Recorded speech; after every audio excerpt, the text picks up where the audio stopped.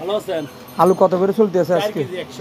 4 KG 100 টাকা। আজকে শুক্রবার উপলক্ষে অফার টফার নাই? না না, আলুটা একদম কম। তরকারি কিনতে যান যেটা নেবেন 180। আলুর দাম কম। আলুর দাম কম না? আলুর দাম কম, 4 কেজি 100। 4 কেজি হচ্ছে 100 টাকা। চলে আসবেন। এখানে হচ্ছে একের মালের দোকানে আসছি, দেখা যাক একের মালের দোকানে কি কি সবজি আছে। কি অবস্থা? কি হয়েছে আজ মন খারাপ আজকে? কোনটা কত একটু বলেন তো। তরে কত টাকা করে বিক্রি করতেছেন? তরই 20 টাকা।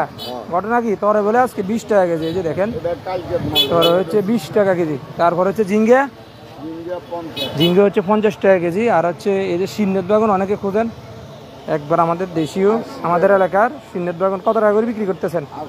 80 টাকা হচ্ছে কেজি। তারপরে হুজুরের দোকানে আছে। হুজুর কি অবস্থা, কেমন আছেন? অনেকদিন পর হচ্ছে হুজুরকে পাইছি।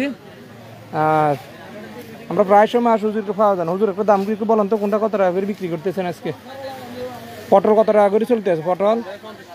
পটল হচ্ছে 50 টাকা কেজি। সর হচ্ছে 60 টাকা কেজি। কাঁচামরিচ?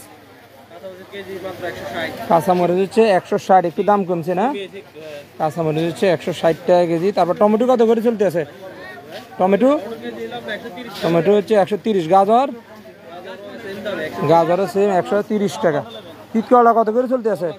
তিতকলা হচ্ছে 70 টাকা কেজি।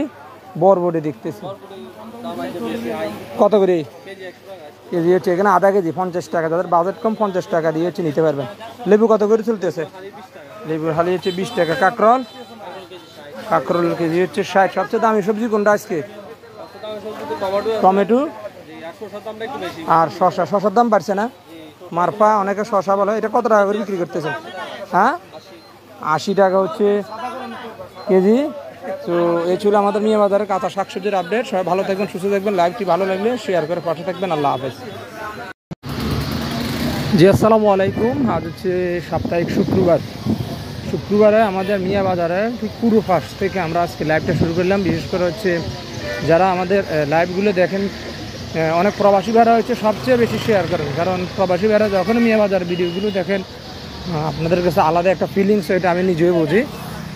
আপনাদেরকে সেই দৃশ্যগুলো দেখানোর জন্যে আমরা আবারও পূর্ব পাশের কিছু দৃশ্য নিয়ে আমরা চলে আসলাম। আমরা এটা হচ্ছে মিয়া বাজার মসজিদ কমপ্লেক্সের ঠিক সামনের জায়গা।